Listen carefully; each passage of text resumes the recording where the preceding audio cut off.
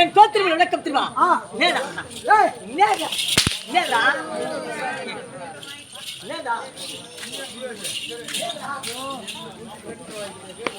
அப்படி இந்த தமிழ்நாடு வந்திருக்கிறேன். நான் என்ன விளக்கம் தெரியுமா?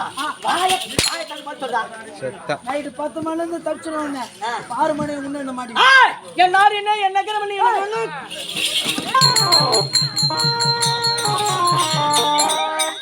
பூச்சி கடிக்கிற தேவடியா பையன் மூக்குல காத்து கூட வர மாட்டேன் ஓலத்தர வந்து அப்படி என்ன விளக்கம் தெரியுமா?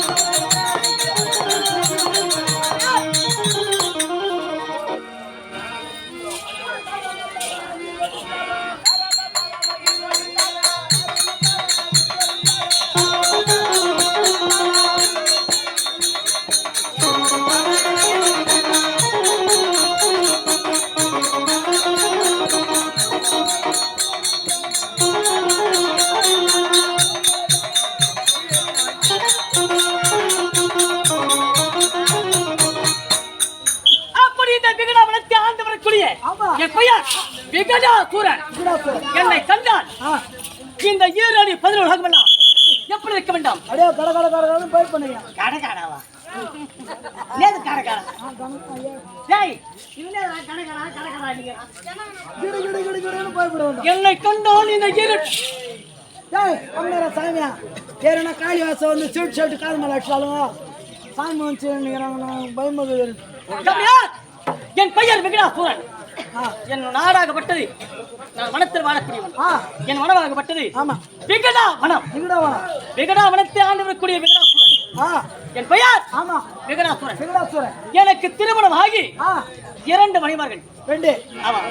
அரவணா 2 பொண்டாட்டி இல்ல 2 மணிமார்கள். ஆமா. எப்படி 2 மணிமார்களை மணமுடித்தே தவிர இருவருமே நான் ஒன்று சேர்ந்திருக்கிறேன். யா உனக்கு நம்ம ஏர்மாடு மெச்சிச்சா? எதுக்கு 2 பொண்டாட்டி ஒன்று சேரல நினைக்கிறியா? 2 மணிகள் ஒன்று சேராத காரணம் இருக்குது. உலகத்திலே 7 கலிகளாக அவதரித்தார்கள். பார்வதிக்கும் பரமசிவனுக்கு இருவருக்குமே ஆமா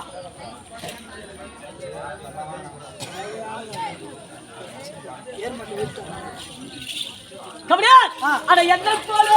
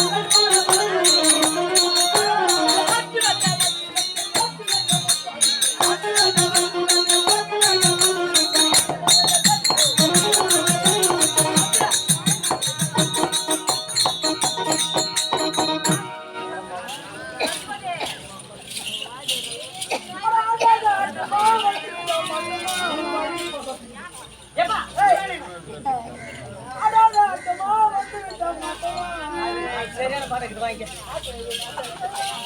அப்படி விகட வளர்ச்சி ஆண்டவனுக்குரிய என் பெயர் விகடாசுரன். என்னை கண்டால் இந்த ஈரடி பிரலோகமே கிடுகிடு நடந்து விட்டான். ஆனால்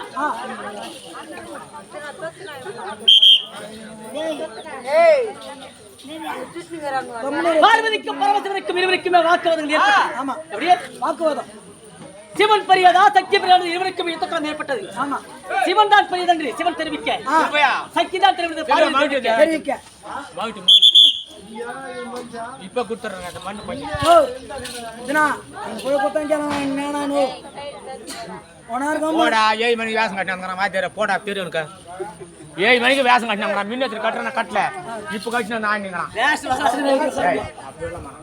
வந்து ஆட்டிக்கலாம் அப்புறம் கூட அவங்க நினைச்சிருக்கலாம். சரி நாங்க போயிடுறோம் நைட்டு 10 மணி தான் அவர் ஆடுவாரா.